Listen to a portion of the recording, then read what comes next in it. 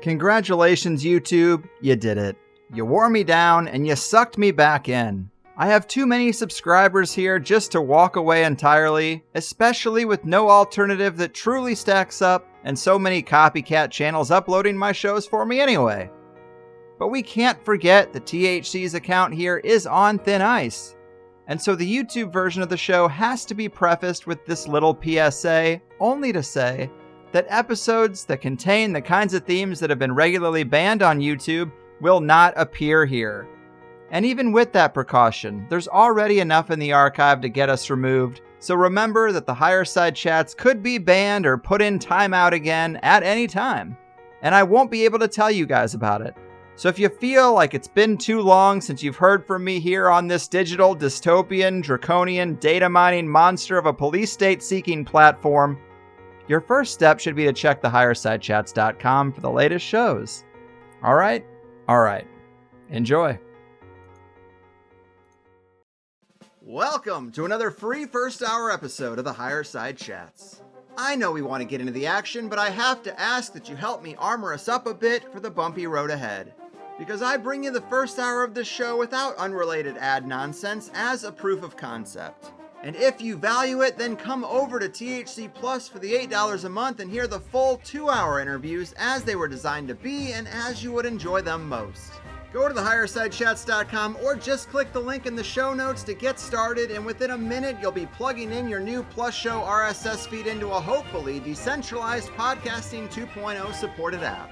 Feed the things you want to grow and starve the things that gotta go, and we will reach the promised land. Think about that and enjoy the show.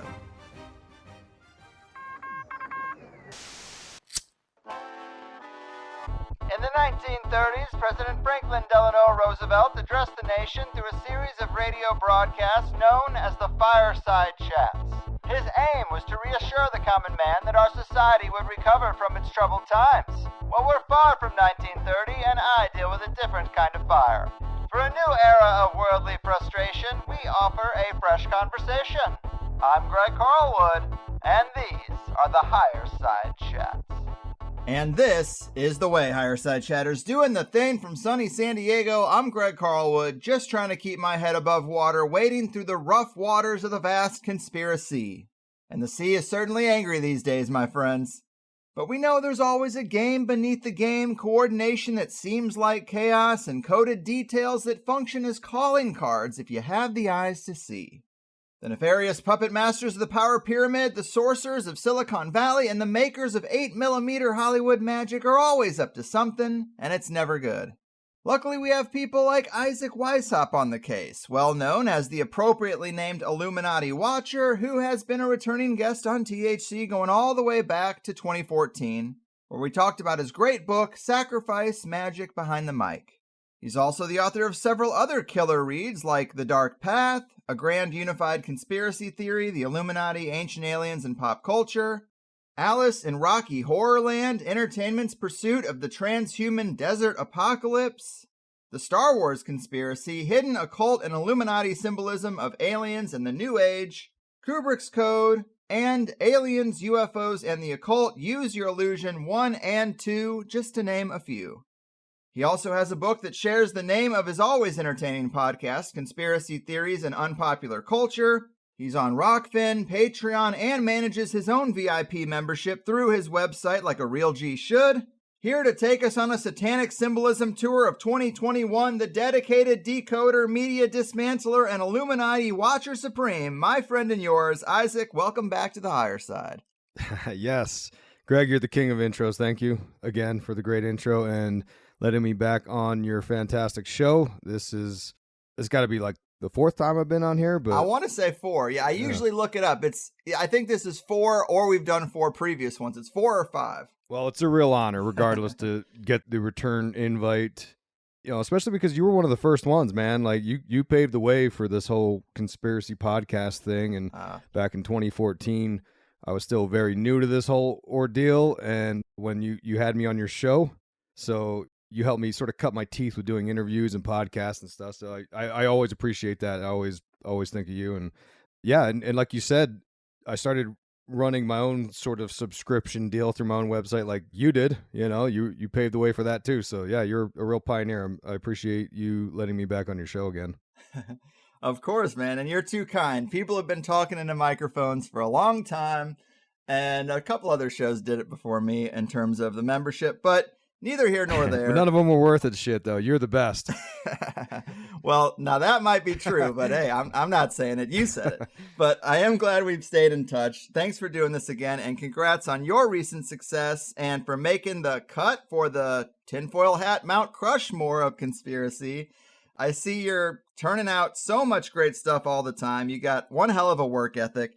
And given some recent events and how close we are to the end of the year, I figured it was a good time to have you break down the most symbolically potent things we saw through 2021. I guess before we get into specific events, how would you assess 2021 overall when it comes to satanic or occult symbolism, the things that you're always clued in on? It does seem to ebb and flow from year to year, but how aggressive would you say it's been over this last 12 months? I would say very aggressive, and I don't have a quantitative sort of metric to support that. I just know from the general vibe of researching this exact field of conspiracy theories, mixing in with the Illuminati, mixing in with satanic ideas. And I've been doing this since 2011, right? And obviously early on, I didn't have the knowledge base I do now. And every year I sort of get a little bit smarter and learn a little bit more about what's really going on, or what I perceive to be going on, at least. I mean, this is just my ideas. And I would say this last year has been the most alarming yet. And obviously we're going to dive into specific topics here and there, but the whole Travis Scott ordeal, that was almost a verbatim script out of the ideas I presented back when I did your show the first time in 2014, when I wrote Sacrifice Magic Behind the Mic, the book about conspiracy theory and Illuminati / satanic symbolism in hip hop. Because back then it was pretty obvious they were using certain symbols and ideas.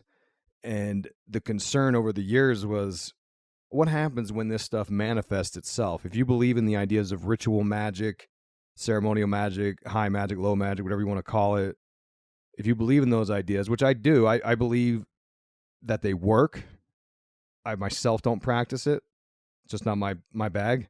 But I believe those ideas work, and I believe these artists are shown these principles, whether it be alchemy or ritual magic, probably innocuously. It's probably just like law of attraction given to them, manifesting thoughts and realities. But no matter how you want to look at this, whatever filter you want to look at what these artists do, they employ symbolism. They are manifesting reality through their thoughts and words, the spoken word. And Travis Scott arguably manifested a literal hell on earth at his Astroworld concert through a whole variety of symbolism he's been giving us over the years. Back in 2015, I first started looking at his work, and that was when back in the day, I used to do blogging primarily. And, as well as I do, the censors keep deciding where they want to limit your audience size, and they shadow banned me off of Google, and then I sort of shifted gears. But anyway, he's been on my radar for a long time with all this symbolism he's been giving us, and it unfortunately manifested itself in the concert that, I think the body count's up to 10 right now. Yeah, man, it's so crazy because a lot of naysayers will say, well, magic isn't real. They just use the symbols because it's provocative and sells records. And it's like, well, which is it? Does it not work, or does it sell records? Right. What are they trying to do with it? They're trying to make money and sell records. So you can't have it both ways. And yes, the Astroworld tragedy was wild. I can't remember a time when people have jumped on the symbolism and the idea of a ritual sacrifice any faster. It definitely felt like the Harvest Festival of hip hop, I would say, because that festival also seemed very potent. They got the country people, they got the hip hop people. They're going to come for the punk rock concert next. But man, it also happened around the same time of year in the fall. And I've heard your 3 podcast episodes about it. I guess for people who don't know that much about it, help us out. What did you see that really concerned you? Because there's so much symbolism, but what would be some of those symbols? Yeah, there's a lot. Okay, so I'm going to assume the audience knows what happened, right? There was this big concert, and the issue was, like, for me, Travis Scott had been giving us strange symbolism throughout his whole career. He had, and I posted lots of images about this on my Instagram for people who want to check it out, at Isaac Weishaupt. And the images he provided in his music videos showed us many examples of alchemical transformation. It showed him as the black bird, which represents the first stage of alchemy, because they use what they call the language of the birds, because they think the birds have a higher consciousness and they speak through a higher sort of form of language, right? And they show the process of alchemy through the different colors or the different colored birds. The black bird, white, yellow, the red, and the red is the phoenix. So Travis Scott has been showing us videos of him going through this progression for years. And it shows him as the black bird with, massive black wings, and they light on fire, and boom, he's the phoenix. Which, to be fair, that's a common sort of trope you see many times. So does that mean he's worshiping the devil over there? I mean, I don't know. But I do know that he does that symbol often and repeatedly. And then he had a video where it was focused on a monolith, which is from 2001: A Space Odyssey. It represents the intelligence and the alien life form that evolves mankind. And depending on your worldview, which, to be fair, my worldview is that there's a satanic doctrine or sort of worldview out there that they're slowly trying to bring into this world. And that is, it could be represented through aliens, the fallen angels, however people want to look at it. And this is where it gets a little dicey, right? But he showed us the monolith intelligence, the alien intelligence that evolves mankind. And in the 2001: A Space Odyssey, the story goes that the astronaut David Bowman is the one that gets enlightened and becomes the Star Child. And if you keep reading the books, he becomes the digital consciousness, which, oh, by the way, I'm sure we'll talk about today. That's the whole digital matrix, Facebook metaverse, that sort of thing. Mm-hmm. But Travis Scott in 2019 performed at the Super Bowl. And when he performed, he came crashing in as a fallen angel, arguably, from the skies. He came crashing in, and he was actually performing with Maroon 5. Maroon 5, at the time, had this symbolism of the V, and they use the Vesica Pisces symbol for their Maroon 5 logo, the double O's overlapping. Mm-hmm. And they had the V on the field, and that's where Travis Scott appeared. And the V represents the abyss, Nodens or Typhon or Set. In fact, let me back up here, because let me clarify my view of Lucifer and Satan and what ultimately is what this whole show is going to be discussing, because I think that's maybe a good foundation. Sure. Before I go into more on Travis Scott. When I refer to Satanism, there's this idea of an archetype. There's this sort of traditional view that Satan is the guy with the horns and the pitchfork, and he's just the antithesis to God, who is great and good. Satan's evil. And where it gets dicey is some folks, like the Church of Satan, they say they don't worship Satan. They say they're basically like atheists, more or less. But the people who actually worship a being, an entity called Satan, they think Satan's the good guy and the Christian God is really the bad guy, which is a Gnostic concept. And from here, you can get into different elements, and they all sort of echo the same idea. And the idea is that Satan is really the good guy. He's the misunderstood hero. The good aspect of Satan is Lucifer, some people believe. And it goes into all these occult doctrines of left-hand path versus right-hand path, because the Christians and the Abrahamic religions, they believe in the right-hand path, where you connect into the divine and you absorb into God by following his rules. But the left-hand path, their whole thing is to be the rebel, the adversary, the one that Satan represents, or Lucifer, who was the rebel angel kicked out of heavens infamously. And Set, the god Set, was from, you go back to ancient Egypt and you had this god Set of southern Egypt before they unified with northern Egypt, and Set was considered the other, the adversary that was out there in the desert. And all this stuff basically fits together and says there's a good versus evil, but there's also an inversion of what's really happening.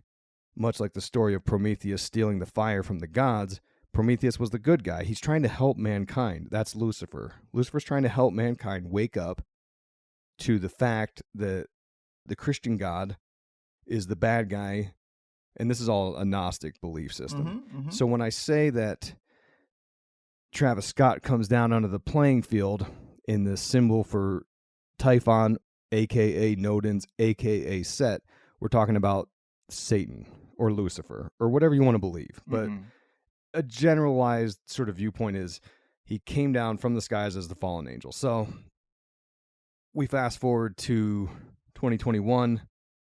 He's doing this Astroworld Festival, and the artwork he's using to promote it shows the stage, which is a mountain. And I'm sure most of the audience is familiar with most of this stuff, but the mountain has this sort of hollowed out center, which is like a portal almost, and that's where Travis Scott and the performers would come out from. But it had hands over top of it with the eyeballs, which is symbolic of the all-seeing eye, which again, if you go down this realm of Luciferian secret doctrine, the all-seeing eye represents having your eyes open to this new understanding of the world. But then it had all these cryptic messages on it, like, see you on the other side. Right. Like that was an actual tagline for the show. I didn't know that until your podcast, but it would be hard to find a more suspect slogan given what we know happened. And just to run through a couple other details I took from those episodes that you did, there's apparently a pretty famous Christ in Limbo painting where the lost souls are going into the mouth of a strange demon thing. And the Astroworld entrance had Travis Scott's head and mouth featured in the exact same way as you went in. Also, the concert started with a burning dove coming through a portal-like thing. And if a dove represents the Holy Spirit, being on fire is pretty dark. The stage was set up as an inverted cross. Drake came out and had people do the devil horns before Travis Scott appeared. And it's weird, right? Because we talk about magic in a lot of different contexts on this show, and I tend to think it's as diverse as language. You can say some bad, nasty stuff just like you can use your energy for bad, nasty stuff, or call on bad, nasty energies.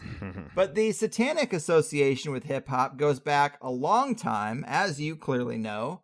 It's pretty common now to hear ritual sacrifice speculation almost any time someone in hip-hop dies, like young Dolph. I definitely want to talk to you about that recent murder. But getting back to this concert, there was also 8 big flames that shot out of the stage. Not an uncommon configuration at a concert, but odd since the reports from the beginning said 8 dead, which touches on another weird thing that will happen in these ritual events. It doesn't matter what the number really is. The news story will have the numbers they want in it. Like, for example, I wasn't going to bring it up, but it is what comes to mind. Recently, Fauci said that we won't get the country back to normal unless the case rate falls under 10,000 a day or maybe 3,300. It's like, why 3,300 specifically? It's not even really close to 10,000. It seems like you really wanted to get that number in there. But I think of the 8 dead at this concert in a similar way.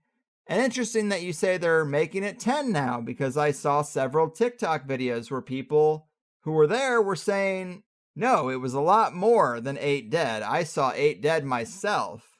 And then in other videos, they're lifting up lifeless bodies and getting them out of there, and they didn't seem crushed. The people had no problem clearing a space and lifting them up.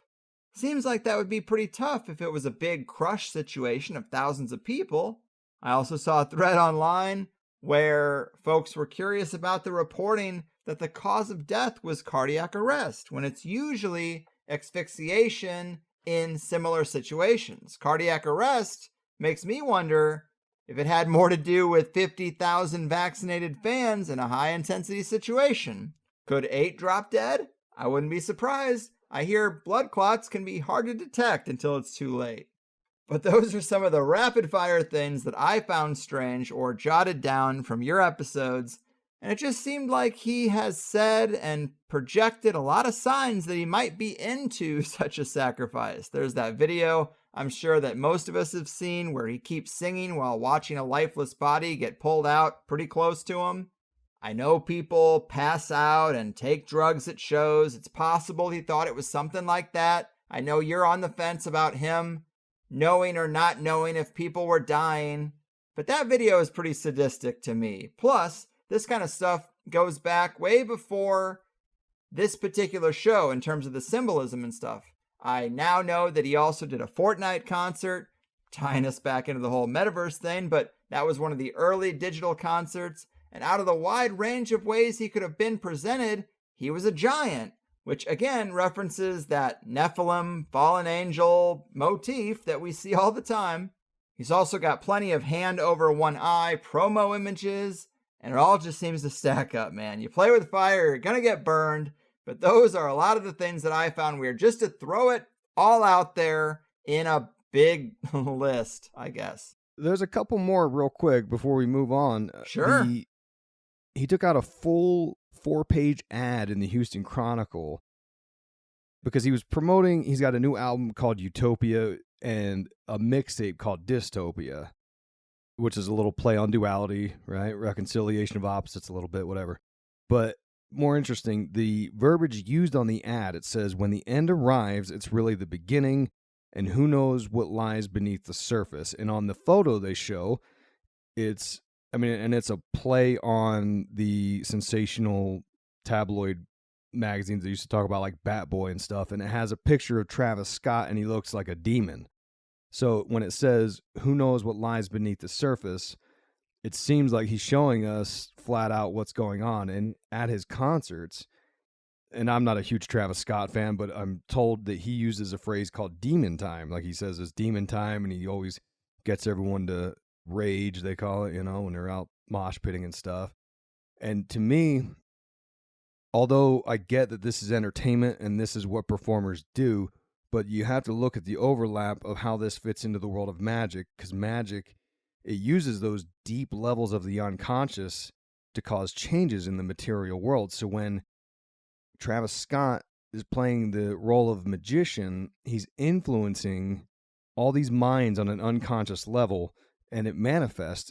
And to me, between him and Lil Uzi Vert, whose name is a play on Lucifer, he's another famous rapper who ironically released a video called Demon High the same week. And then Lil Nas X, who was in the news all over the place for having the video where he was twerking on Satan at the beginning of the year after he was selling these satanic shoes with human blood in them. Yeah. And by the way, not to sound like a Bible thumper, but my only beef with Lil Nas X was that he pushed all that satanic stuff within 2 months of selling a kid's book. Because Old Town Road was a song that the kids loved, and his handlers or whoever were like, hey, you could make a ton of money, you could sell this kid's book because the kids love you. So he does that, and then 2 months later, he's twerking on Satan and selling satanic shoes. But the news, they never focus in on that. It's always like, oh, everyone's so homophobic, and I'm like, that's not really what people have the problem with, but okay, And in one of your episodes, this might be the most damning thing.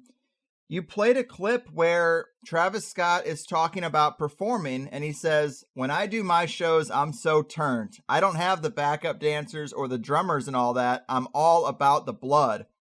And the person he's talking to catches it and says, the blood? What blood? Who's bleeding on stage?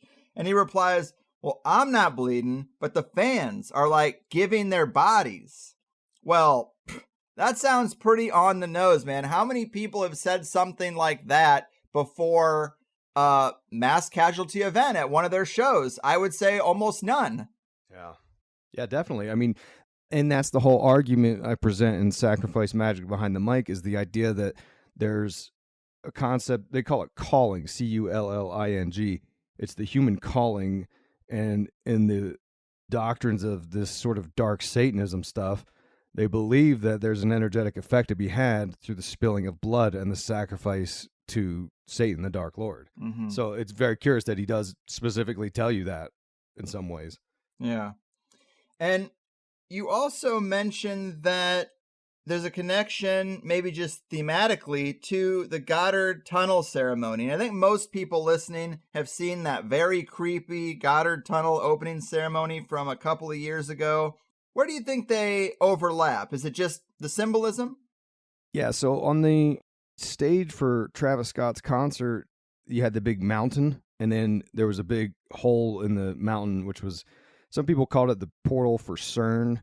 It also was reminiscent of back in 2016 when there was a tunnel going through the Swiss Alps, and symbolically that represents going underground in some ways, kind of like Alice in Wonderland, which is, again, this classic sort of initiation ritual idea. But the Swiss Goddard Tunnel ceremony had all this bizarre satanic symbolism, and I don't know, some of us that have been around this conspiracy world long enough remember it clearly, but if some people that are new, a lot of people in 2020 started researching conspiracies, so they're still catching up, but they had this embodiment of Satan in there as Pan, the half man, half goat. And he was there, and there was a big fallen angel that was like this big baby with wings. And they had a dead lamb brought out at the beginning of it, which is just like Travis Scott's dove coming out on fire. It's almost like they flat out show you the expulsion of Christ, if you want to take it with the Christian angle. It's almost the expulsion of Christ so that they can allow the satanic energies to manifest and come forth. Mm-hmm. Yeah, I'm right there with you. That was one of the creepiest ceremonies. It's right up there with the 2012 Olympic Games, where, if you look at that as, if you reverse engineered it and say, okay, we want you to devise a play that lays out all the bullet points of the coronavirus narrative, well, it would be hard to do a better job. You have dancing doctors, you have kids in hospital beds, you have a giant demon overhead, and that whole image we've all seen of the virus with the spike proteins. I mean, they even formed that formation in the middle of that. And it's 2012, 2021. I don't know. It felt like a little bit of a mirror kind of thing going on, but. Well, and J.K. Rowling, I think, wasn't she doing some kind of narration during that scene? And she obviously wrote Harry Potter, which is all about magic and trying to indoctrinate kids into the ideas of magic and the occult. Yeah, I think so. The giant demon thing overhead was, I think, supposed to be Voldemort, but I didn't really think it looked all that much like him. And there was a couple other like Disney villains involved in the performance, but it was just so on the nose. It was so medical. What does that have to do with the Olympic Games? What are we doing here? Kids in hospital beds, you're coming for them with a syringe. I don't know. They obviously try to manifest things by showing us these performances. They apparently have to show us what they're going to do or tell us what they're going to do before they do it. But I can't believe we're already 30 minutes into this thing. Let's talk about young Dolph, because I don't know if a lot of people are even aware of this rapper. I definitely wasn't. They seem to be popping up so fast. I feel like an old man. I'm not really abreast of what's happening in hip hop and who's popular anymore. But we have this recent death of a rapper named Young Dolph. What are some of the significant factors here in terms of it maybe being another hip hop sacrifice of some kind? Yeah, it's curious about this one because I'm a pretty big hip hop guy. I'm not an expert on it by any means. So I knew who he was. And like I talked about on my show, he's not as famous as Travis Scott. Travis Scott's probably top 5 rappers in the world right now. Young Dolph's probably top 20, top 30, somewhere in there. So he's pretty famous. I mean, he's no slouch. But he was gunned down on November 17th, shot outside of a cookie store. But what's curious is that he had just released an album called Paper Route Illuminati. And to defend it, people would say, well, it's just a play on it, because the whole concept of the Illuminati is definitely shared within the hip-hop community. Lots of people reference it.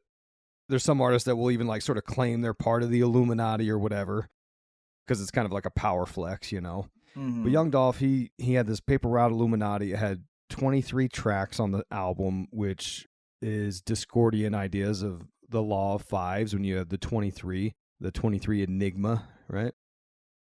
The artwork on the album, it shows him looking, he does that sort of classic image of putting the triangle around your eye, and it shows his eyeball that's red, which is, you know, generally referring to someone as a demon. So he releases that album just a couple months ago, but during the promotion of that album, he kept doing these mantras about making money, and you can't make money without sacrifice. Now, obviously, to be rational about things, you could just say, yeah, they're talking about like working hard. That's the sacrifice. But if you want to add this into the growing list of satanic and occult riddled ideas within hip hop, it could be arguing that there's some kind of satanic sacrifice involved here. And if you look at the label that is associated, there's been King Von was another rapper that died on this label. And there's another one. His name escapes me. But it adds into this whole thing. And when you look through his lyrics, he talks about different themes of the devil taking his soul, dancing with the devil. And in fact, that Illuminati album, the first track, first word spoken on the whole album, he says, if I sacrifice myself, will I go to hell? And what's the most bizarre out of all this stuff is that his cousin was Juice WRLD, who was one of the most famous rappers ever when he was alive. I mean, he was around maybe 2 years. He was popular for about 2 years, maybe, before he died. And Juice WRLD, just like Tupac and Notorious B.I.G., he had a lot of lyrics talking about how he was going to die and how he would be sacrificed. And the same thing could be argued from Triple XXXTentacion, who was another very famous rapper who was on Instagram Live talking about how, hey, if I get sacrificed, so-and-so, I love you guys, whatever, and then he was infamously killed. There's so much, I mean, it's like peeling back this crazy onion, and there's connections to Drake all over all this stuff, but of course Drake's probably like the most famous rapper on the planet, so of course he's going to be connected to a lot of things, but Drake's always been using that symbolism of the owl, which harkens to Bohemian Grove and the cremation of care ceremony, which is all about the sacrifice of a human to their gods, to these pagan gods. Mm-hmm. Yeah, man. And I heard you talking about just all these lyrics that Juice WRLD had of a Faustian bargain. And then I think this is a Young Dolph line, but the line was, I got a confession to make. I sold myself to the trap. Yeah. I mean, that's pretty specific. It's Right. not very vague at all. And he also, Young Dolph, died in Memphis. And this is going to be long with a lot of detail, but I got to loop in my main man, Chris Knowles of the Secret Sun blog here. Oh, yeah. Shout out Chris Knowles for sure. Yes. He has been latched onto an extremely long thread about Elizabeth Fraser of the Cocteau Twins being a siren or a channel or a harbinger of doom, you could say. And so many of her album names, song names, and lyrics reference a ton of real-world tragedies, and the first big hit he found was with the singer Jeff Buckley, who actually dated Liz Fraser, but he died in a weird drowning accident in Memphis. Lots of drowning symbolism in her videos and artwork too, but get this. Jeff Buckley was born November 17th, 1966. Young Dolph dies at the same place on what would be Jeff Buckley's 55th birthday. And in Young Dolph's last video, it depicts him underwater, which is a nod to the Buckley death. And because Liz Fraser has lyrics for everything, she said in one song, she will give you a garland to grace your head and present you with a glorious crown. Well, Young Dolph released an album of himself as a baby wearing a crown on the cover. Out of the infinite images he could have used, that's a pretty good hit. And what was the name of that album? The King of Memphis. Oh, another sacrificial death. It's all right there, and it ties right into the Liz Fraser stuff he's been on for so long. But check out his blog about it. There's other layers to the detail as well, but it just seems like it's another sacrificial death in the shadow of a pyramid, much like the Harvest Festival was too. It's just like that giant pyramid is in Memphis, and it's right near where Buckley drowned and where young Dolph was killed.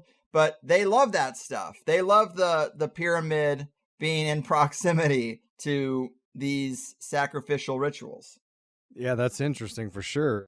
I'm not familiar with the Cocteau twins or whatever. I heard of Jeff Buckley, though, but I didn't know any of that stuff. Yeah, that Memphis has this whole connection to ancient Egypt, because the argument that I subscribe to is that if you want to believe in an Illuminati or this sort of secret cabal of people that have incredible power and participate in weird sacrificial public, mass ritual stuff, then the idea is that they've been persecuted for hundreds of years for their beliefs in these pagan gods and labeled as satanic stuff, from the church, who the church sort of ran the joint for a long time, right? Like the Church of England and the royals and stuff. And all these people who believe in these pagan concepts and Satan and all this crap, they've been sort of forced underground. And the idea is that they still worship all these pagan gods, which there's a whole pantheon in ancient Egypt. And Memphis was one of these hubs from which they still, to this day, devote a lot of energy towards, is the idea. But yeah, that's all very interesting stuff that they would both die in Memphis. And to speak more on the hip-hop side of the things, that's where 3-6 Mafia is from as well, which obviously has a very satanic name, the 666 Mafia.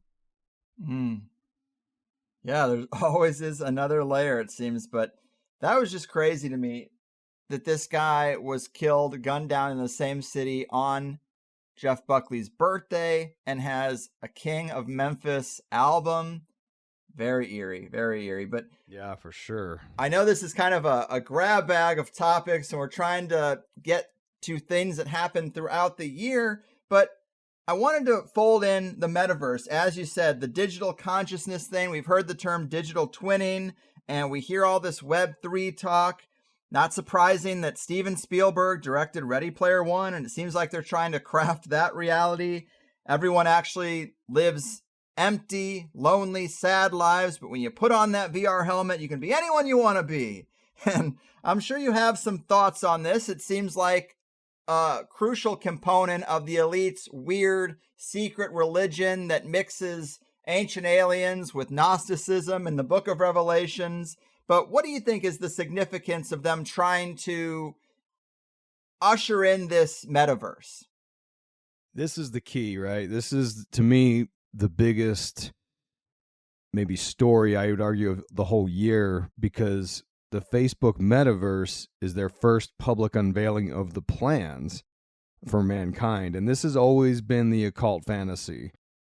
Francis Bacon was always talking about harnessing technology to create the new Atlantis. And the new Atlantis is supposed to be this place where man can become God and man can manifest reality through his thoughts instantaneously. And to me, I don't know how you would do that besides in a digital world where your avatar, can consciously manifest whatever it wants, because none of it's real ultimately. Mm-hmm. Now, I've talked about this subject probably more than any other subject in the past, going all the way back to my first book back in, I think it was like 2012, I wrote that one. I was talking heavy on the transhumanism movement, which goes back through the Huxleys, which, gave us Aldous Huxley, Brave New World, and he's connected into the Doors of Perception and Aleister Crowley and all this stuff, right? But the transhuman movement is the idea that mankind will evolve through the use of technology. And if you want to take it to the spiritual realm, this is basically the Luciferian idea of destroying the creation that God made and redesigning it into the perfected ways of this world through the knowledge, through the fire that Prometheus is giving us. Now, judgments aside as to whether or not maybe it would be great, I don't know the answer to that. But the transhuman movement is the idea that Ray Kurzweil has been supporting for many years through Google Technologies. And Ray Kurzweil wrote several books about this idea, and he sort of predicts timelines of what the future will look like. And the one book he wrote in the 90s that I read, The Age of Spiritual Machines, his guesstimates were a little off, because I think by 2020 he was saying we were going to have contact lenses where you could access the internet with your eye and sort of browse the internet with your eyeball, which did not happen. But they're trying, right? You got the Google Glasses and the Oculus Rift VR goggles and all that stuff. But ultimately, the plan is digital consciousness, which we talked about earlier with the sequels to the 2001 A Space Odyssey. That's where they want to take us. Mm-hmm. They want to get rid of this whole human body and human Earth experience and create a digital environment, a utopia that ultimately, I mean, and you could look at it from many angles, but to me, this is kind of like the whole Great Reset talk with the World Economic Forum, where they're like, oh, we need to make sure everyone's taken care of, and it'll be great. Just give us the keys to the vehicle and we'll take care of things. Like, that's how I feel about the Matrix. Like, in principle, like, it sounds super interesting that you could, like, kind of live forever, almost immortal, and you could interact with people that you loved that have died and stuff. Like, that's kind of cool. That's an interesting idea. But these people, these psychopaths, are the ones that are going to run the thing. So what they want is ultimate control. And what better form of control than digital experiences, which all of the audience surely knows what it feels like when Zuckerberg censors all the information you try to talk about. Mm-hmm. So it's going to be no different in the metaverse. Right. You'll be under constant surveillance, constant data extraction. They'll make this thing so addicting that if you misbehave and get kicked out, you'll have nothing. And that's their goal, I think. But I honestly don't think it's going to work. People are addicted to their phones, sure, but they can look up and still have 1 foot in the real world and 1 foot in the digital. If you've ever used a VR headset, it's kind of interesting, but I find it so disorienting that I just don't see a lot of people going to work meetings that way or letting it take up too much of their life, because it's not it's communal in the sense that you're plugged in with a lot of other people who are plugged in, but if there's people in the room with you and you have the VR helmet on, it's just like not a fun group hang experience, really. And I don't know. I think it's lofty. I think it's a very lofty idea. And I know that the VR will get more immersive and this is the way things go, but I'm skeptical that they can pull this off. Yeah. I also have this belief that life is a sort of soul school, or that we do have a purpose in life, and the aim of the elite is to craft structures to disrupt that. Economic structures, getting us locked into shitty jobs, getting us numbed out with media, putting us under stay-at-home orders. They don't want us to fulfill our mission or advance our consciousness, and this metaverse just seems like another layer. How much time can we take away from people? The average lifespan, obviously it's not 100 years, but let's say you got 100 years to accomplish your goal and progress through this soul school. They're just trying to find ways to make that clock tick on without you getting there. And I used to always think that the 9-to-5 job, that's what it is. Money's not real. They've crafted all this, and you get so worried about having enough money that you keep that shitty job and you lose 40 years to it. It's a real-time suck, and it means nothing for your soul progression. But the VR thing, yeah, I think that's their goal, is let's make something more immersive. You mentioned the World Economic Forum. You will own nothing and you'll never be happier. That's the metaverse. You'll own these NFT digital assets, but if you pull the plug out, it's all nothing. So yeah, this is a big lofty goal for them. I think they want to extract more of our time, the one resource we come here to experience three-dimensional reality and all that. And I think people should be pretty cautious before cheering this on or getting too involved with it. You know, Manly P. Hall wrote The Secret Destiny of America, and in that book he basically lays out the idea for a scientific theocracy, which is, you know, it's where we're going right now, right? It's like, always trust the science, and I beat up on science and call them nerds and stuff, but I've got degrees in science through college, and science to me is a method, and it's very valuable to be used as a tool. But for me, it's not the answer to everything. It's not the answer to spirituality. And I agree with what you're saying there, Greg. That's an interesting way of looking at our time here in this existence. It's not supposed to be just work and entertainment the whole time. There's some learning to be done. There's connecting to have with other people, with loved ones.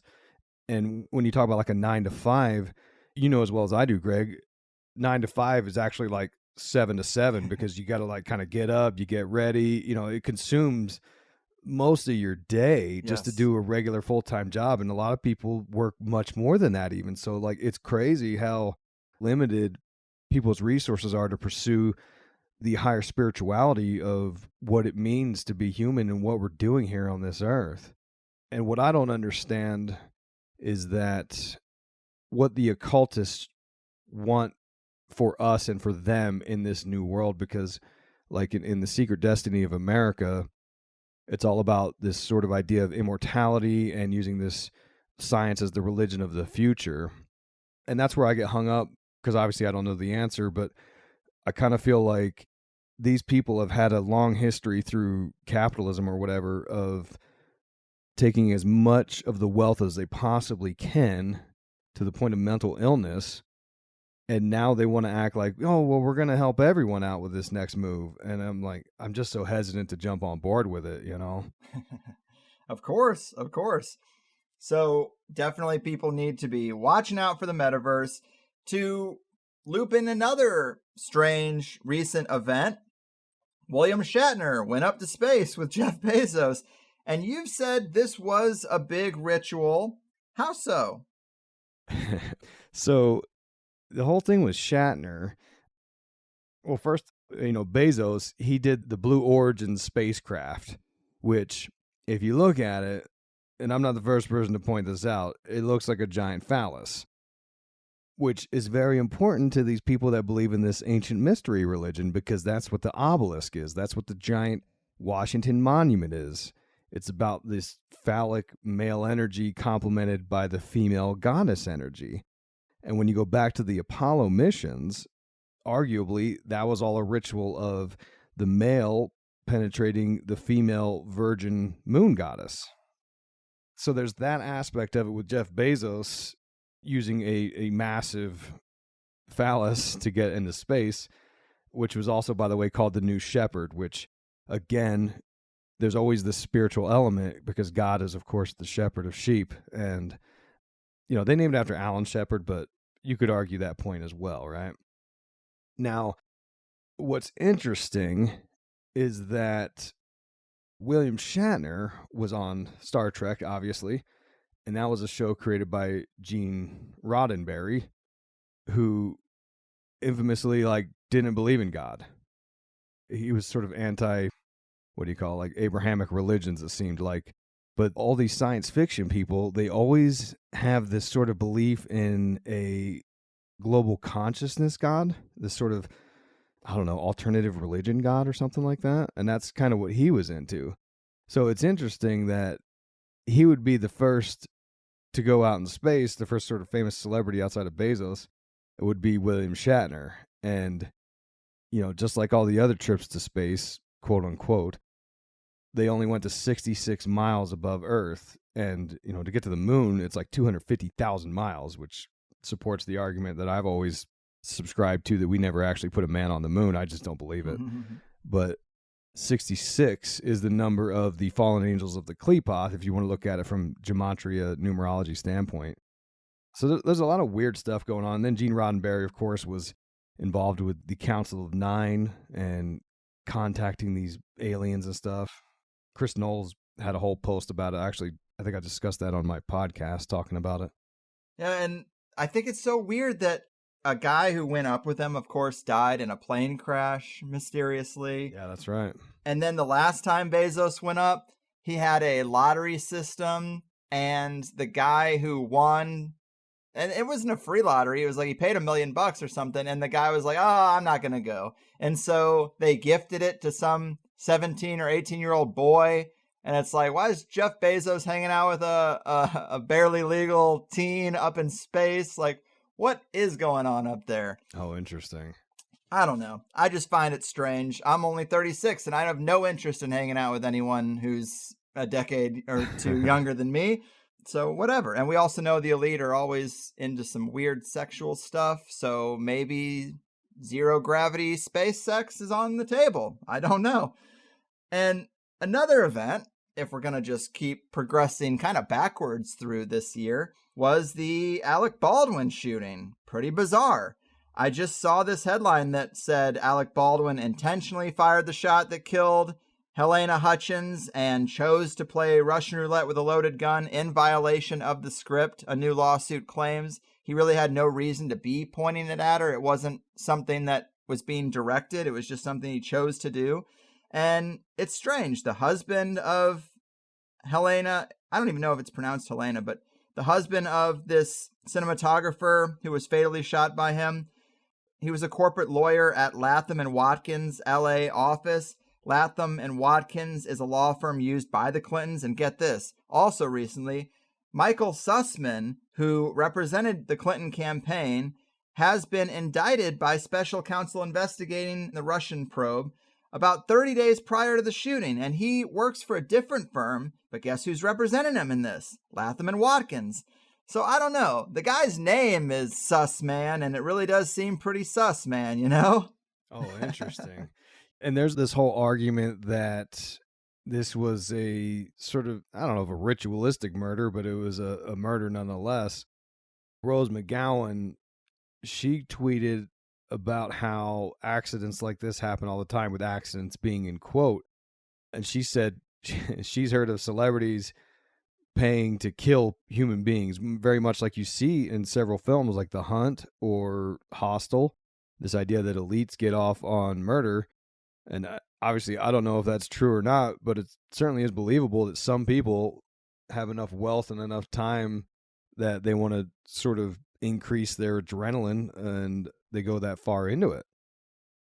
And what's curious is that just a few days after Rose McGowan basically laid a claim that this wasn't an accident, on TMZ, they posted about how a person on the set of the film suggested that somebody intentionally put a live round in with this box of dummy ammunition, which is very bizarre why one would do that. Obviously, it's bizarre. And from what I understand, there's not really a clear explanation for what exactly happened, but clearly someone put live rounds in with the dummy rounds, and it's weird that there's all this kind of shady discussion about it. Previously, in that same day, they were firing rounds using that gun at targets out in, I don't know, out in the desert, wherever they were. All this stuff just doesn't add up. It's all just all very weird. I don't know if he intentionally tried to kill a human being. That seems very weird to me, but that's the argument being laid out right now, that it was some kind of ritual killing just to satisfy a bloodlust of some kind. Mm-hmm. Could be. It's also just weird when politics overlap so heavily with these people. I've heard online speculation about him playing Trump on SNL, and that's involved with why he's being punished and, kicked out of the club or something like that. It is weird, but there's always a game behind the game, and all we can do is try to decode it. Well, yeah, because Trump even said something about how, I could go down in Times Square and shoot someone in the back and I wouldn't lose any voters, which is kind of ominously curious as to what happened to Alec Baldwin, who, played Trump on SNL for so many years. Yeah. Weird synchronicity. I know we're at the end of the road here, but the last thing I wanted to at least touch on is your latest book. The last time we talked, it was about your book, Aliens, UFOs, and the Occult. Use Your Illusion Part 1, UAP Disclosure, Spiritual Warfare, and Manifesting Extraterrestrials Through Entertainment. And now you have Aliens, UFOs, and the Occult. Use Your Illusion Part 2, Symbolism in Film and Manifesting Extraterrestrials. What does this second book add to the overall themes that you're looking at here? So the second book is basically, I'm taking the concepts and ideas from the first book, talking about all these themes around aliens and the occult, and I'm watching movies and explaining the plot of the movie and the different ideas, messages, and symbols that support the ideas from the first book. And to me, I thought 2021 was going to go deeper into this realm of the aliens, and it appears that maybe they're taking it one step at a time, and maybe next year we'll get more. I don't know. But this whole idea of disclosure is part of this new world order of merging spirituality with science. We're witnessing the birth of a new religion. And that's what the book is it's basically a series of films, most of them pretty well known, like E.T., Flight of the Navigator, Interstellar, Under the Skin, the John Carpenter Apocalypse trilogy, Alien, Prometheus, and going through different ideas that support basically all the ideas we talked about today. This idea of the evolution of man through alien intelligence and transhumanism. Is it the fallen angel? Is it Luciferian? Are they just trying to usher in a new religion? It's kind of just all these sort of ideas and going through familiar films. And I put images in the book to support the ideas that what we're talking about. And some of it's just more about alchemy. But yeah, that's kind of the idea. And I actually watched some of these movies for the first time, like Flight of the Navigator, and was shocked by all the child abuse symbolism and ideas and messages that are prevalent throughout that film. But yeah, there's lots of different ideas, but it generally sticks to a theme of aliens and the occult and how they showed up in the movies. Yeah. Man, Flight of the Navigator, I never really thought about it in that context of kind of scientists studying the mental connection between a boy and a UFO or an alien. It really is kind of MK Ultra-ish. Yeah. I never thought about it like that.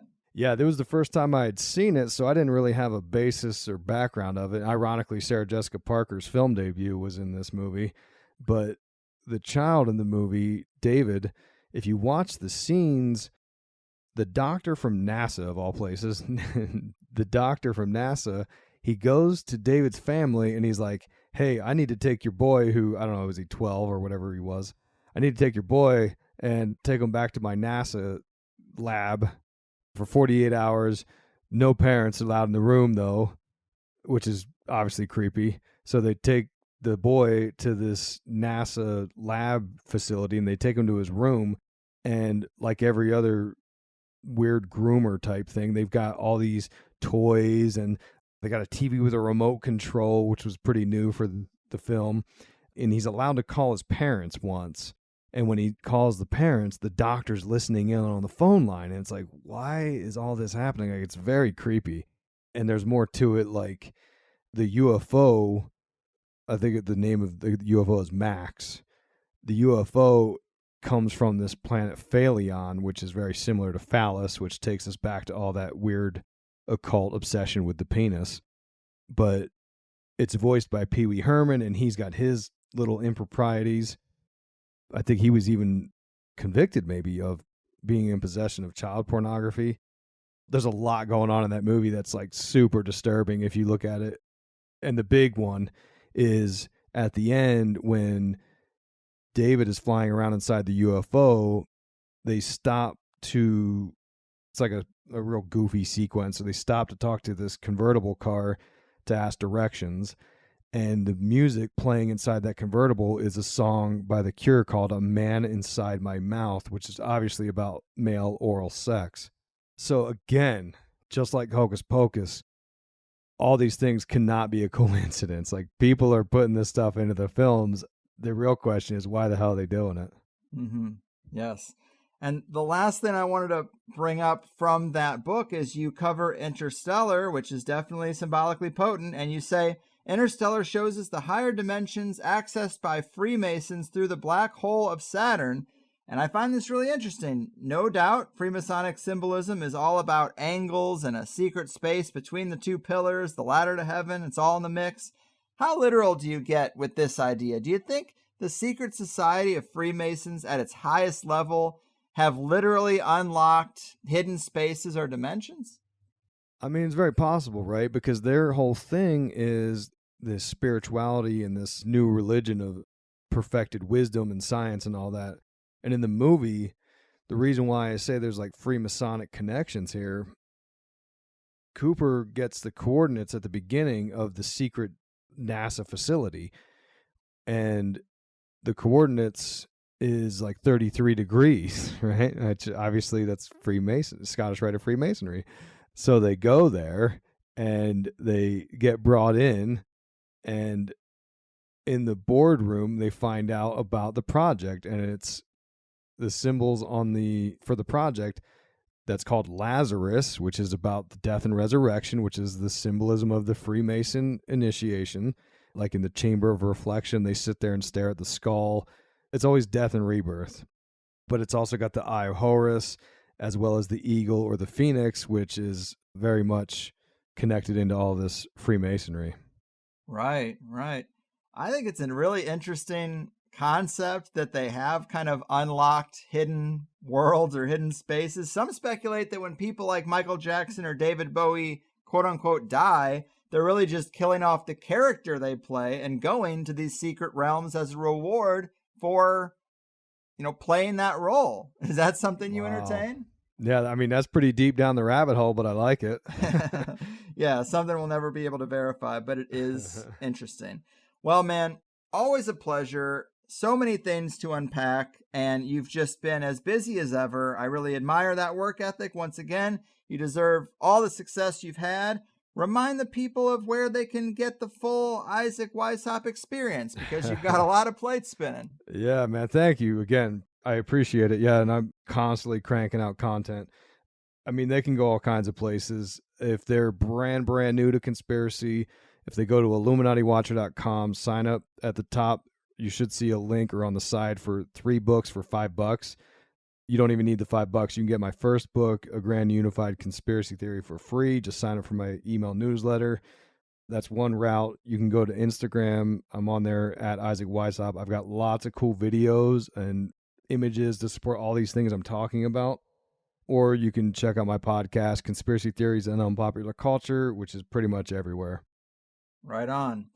Great stuff. Well, it's always a pleasure. I'm glad we've kept in touch. Hopefully we can hang out in the flesh someday, but... Yeah, definitely, brother. I'd love that. Yes. Until then, keep doing awesome work, and I'm sure we'll do it again before too long. Take care. Oh, definitely. You too. The power of Christ compels you, people. The much-needed return of my main man, Isaac Weishaupt. Good dude, works hard, and puts the pieces of the Satanic Symbolism puzzle together pretty well. We covered a lot of stuff, but still had more we could have fit in. It's been a wild year. Although when I have these kinds of conversations with people I'm comfortable with, I sometimes get a little loose and spout off and say things that I then have to retract or amend in the wrap-up. And the first one of those things is the Lovecraft thing I said. I think it might have only been in the Plus show, but I said that H.P. Lovecraft had an inappropriate relationship with a kid who was a fan of his. And Isaac said, "Oh, I didn't know that. I thought he was asexual." And I think Isaac is right. I had to go refresh my memory, and there are people who have written articles about Lovecraft going to live with this, I think, high school-aged kid who was a fan of his. But when you look into the idea that he was asexual, there is a lot more to support that. Seems like he didn't like to bang. And that's okay. And so maybe going to form a friendship with a much younger person isn't as weird if you're not thinking about sex at all. I still find it weird, but to each their own. Sometimes I think we get carried away with these sorts of topics and trying to analyze everyone's dirty laundry. And there are certainly creeps and abusers out there. Case in point, it is the first day of the Ghislaine Maxwell trial. But they're the kind of claims that you should be really careful with. You shouldn't just run with some article you read online, and that is what I did there. So my bad. I also said another thing that kind of bothered me when I was talking about the London Olympic Games opening ceremony in 2012. I said you got kids in hospital beds and you're coming at them with a syringe. Well, that's not exactly right. The big 40-foot demonic Voldemort is waving his wand around, shooting sparks out of it, and that must have been what I was thinking of. But that quote-unquote performance doesn't really need any embellishment to make the point that it was all about the year of COVID. Like, the only thing that is missing is syringes, But you have dancing doctors, you have kids in hospital beds being chased by weird black demon people, while a bunch of nurses do a deadpan, blank expression sort of thriller dance, basically as if they were zombies or hypnotized. Hypnotized and blindly following the CDC, maybe? I don't know, but you also have the forming of that coronavirus computer model image as well. It's all very specific. I stand by the parallels all being there, but there's just no syringe in it. So that's it. I just can't get it out of my head all week when I know I said something that's not really right. That's why I should just stick to asking the questions and let the guests do what they do.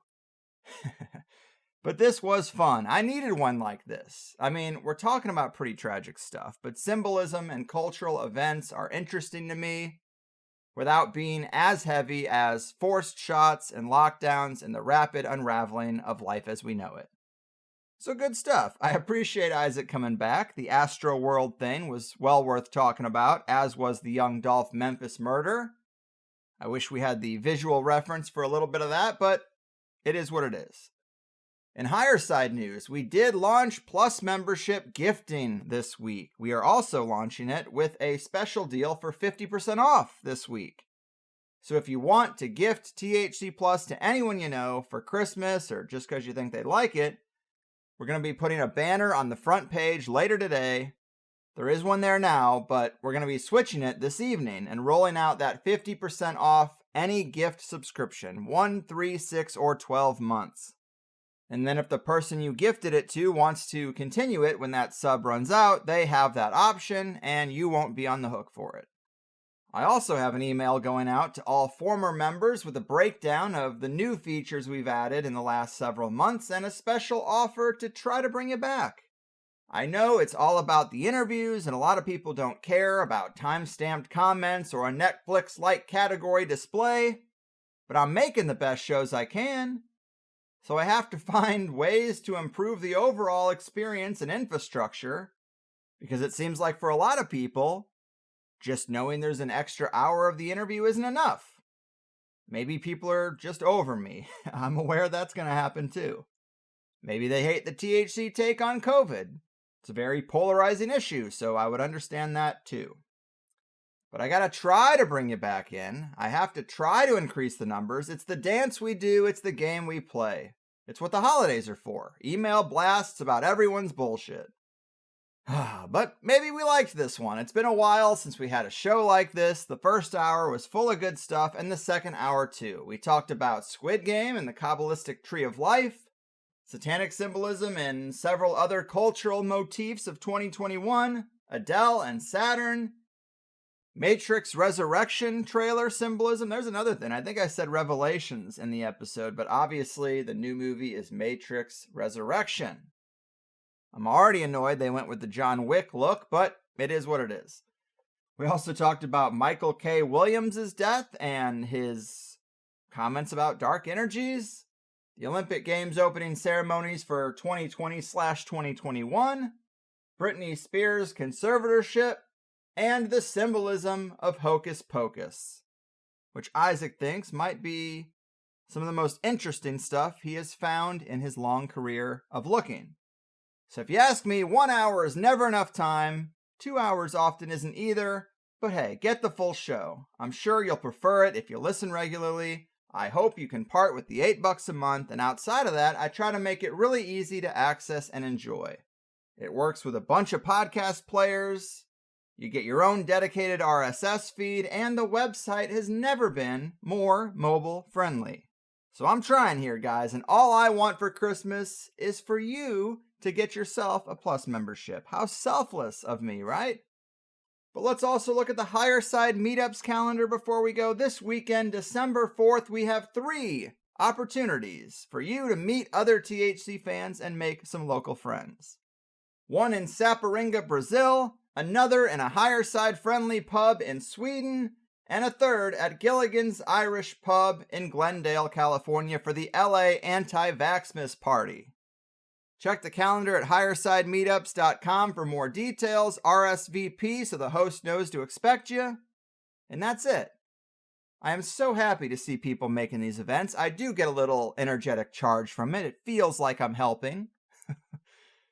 And as soon as we get into about April, my wife and I and Little Theory are definitely going to be taking a big road trip to see a bunch of friends around the country, and I would love to pepper in some meetups along the way. I'm thinking Phoenix, I'm thinking Houston, Denver, maybe even St. Louis.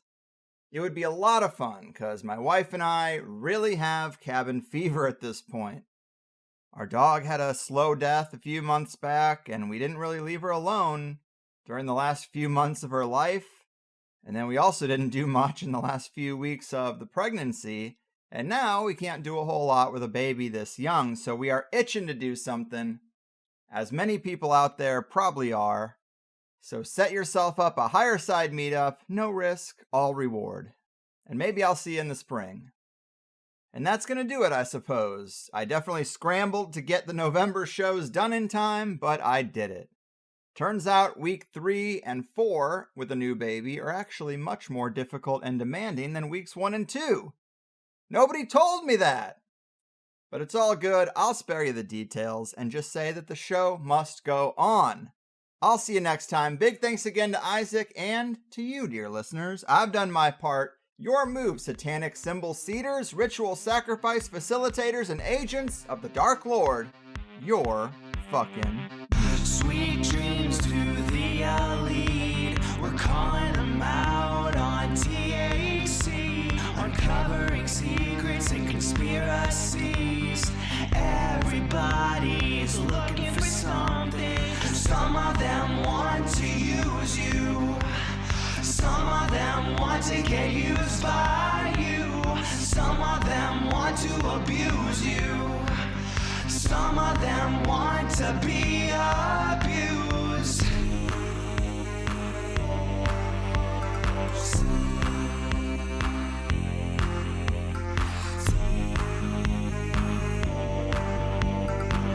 Sweet themes on THC. Who the hell could disagree? We know the rabbit hole goes deep. Everybody's digging for something. Some of them want to use you. Some of them want to get used by you. Some of them want to abuse